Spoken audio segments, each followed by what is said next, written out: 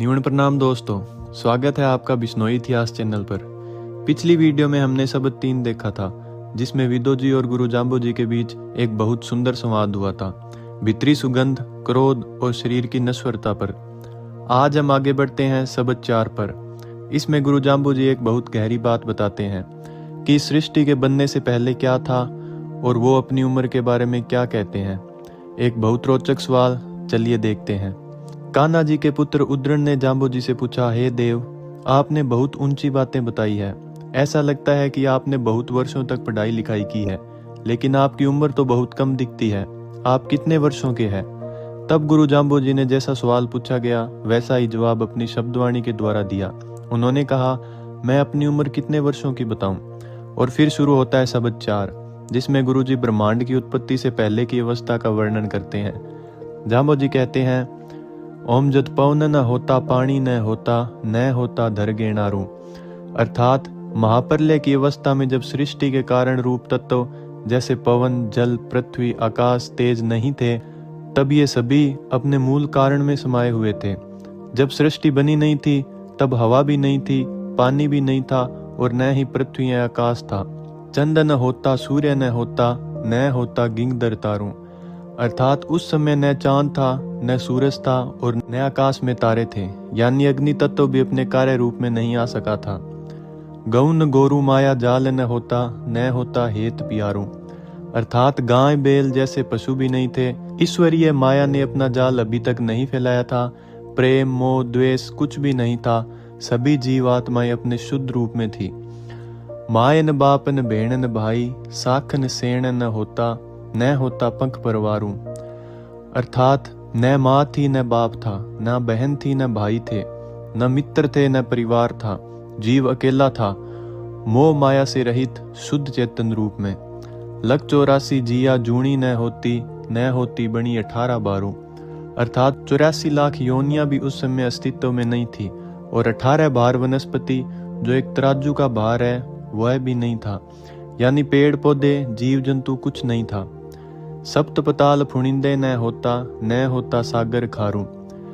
अर्थात 7 पाताल लोक और उनके स्वामी शेषनाग भी नहीं थे। खारे पानी का समुद्र भी नहीं था। ऊपरी स्वर्गादिक लोक तो थे, लेकिन यह संसारिक सृष्टि बिल्कुल नहीं थी। अजिया सजिया जिया जूणी न होती कूड़ी बरतारू। अर्थात जड़ और चेतन दोनों प्रकार की सृष्टि नहीं थी।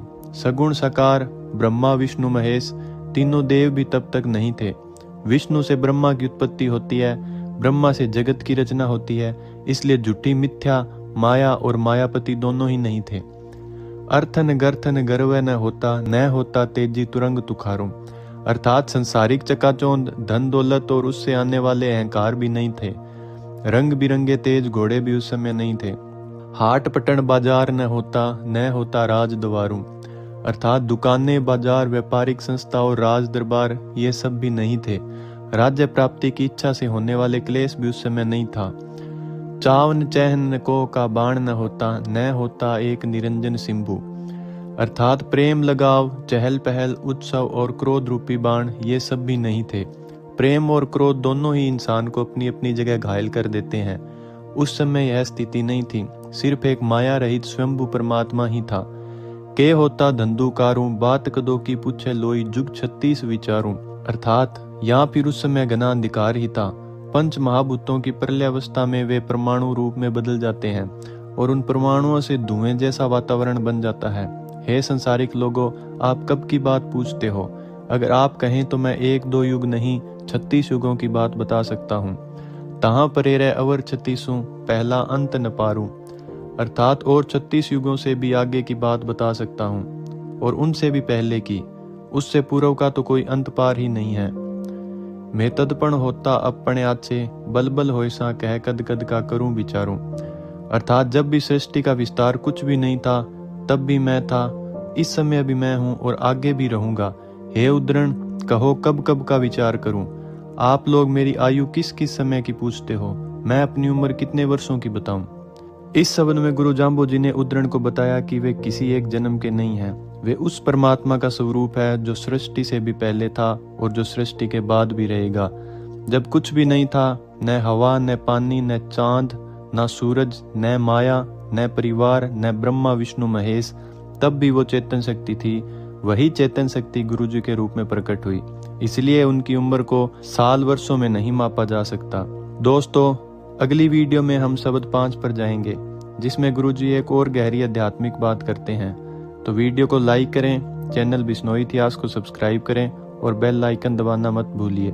बोलिए गुरु जम्बेश्वर भगवान की जय।